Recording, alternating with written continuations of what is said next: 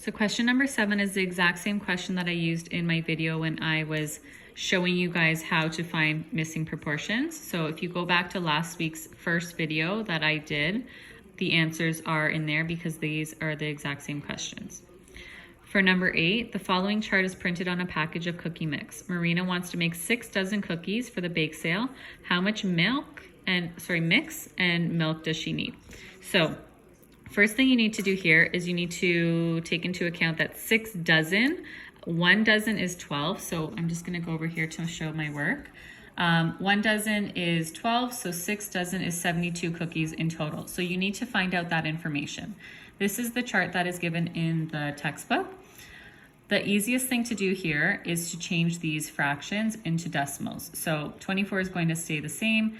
2.5 is 2.5, so half can be converted into 0.5, and then 2 1/4 can be converted into 1.25. So now you have your ratio 2.5 mix to 1.25 milk to make 24 cookies. Once I have those numbers, it's kind of the same thing as writing out your proportions like this. So 24 to 2.5 to 1.25, because we know that we need to make 72 cookies. So in order to go from 24 to 72 cookies, it's 3 times the amount. Okay, or if you do the opposite here, 72 divided by 24, you're gonna get the number 3, and that is your scale factor. So whether you're working backwards to figure out what you're gonna be multiplying by, it's the same thing. So now I know that I need to multiply 2.5 by 3 and 1.25 by 3 as well. So that's what I did here. So just in a different way, I'm just going downward instead of side by side. So I need to make 72 cookies. So once I multiply 2.5 by 3, I now have 7.5 cups of milk mix that I need and 3.75 cups of milk. Okay, so that is that question. Number 10 says the aspect ratio of a television or movie screen. So this is pretty much saying the ratio is 16 to 9. So just when you have those settings on your TV, some of you guys might be familiar with it. If not, it's not a big deal. It's just a certain setting on your television. The movie Star Wars was filmed in CinemaScope, which has an aspect ratio of 2.35 to 1. Are these ratios equivalent? So I'm writing them side by side. 16 to 9 is equal to 2.5 to 1.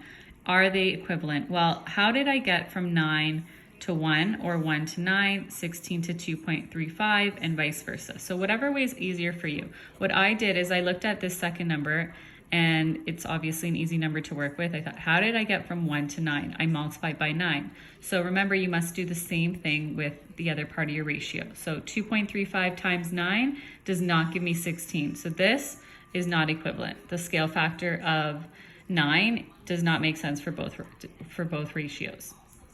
Okay, so your answer should be no for that. Number 12. 1 brand of horse feed is made of oats and barley. The ratio of oats to barley is 4 to 11 by mass. How many kilograms of each grain are needed to make 150 kilograms of feed?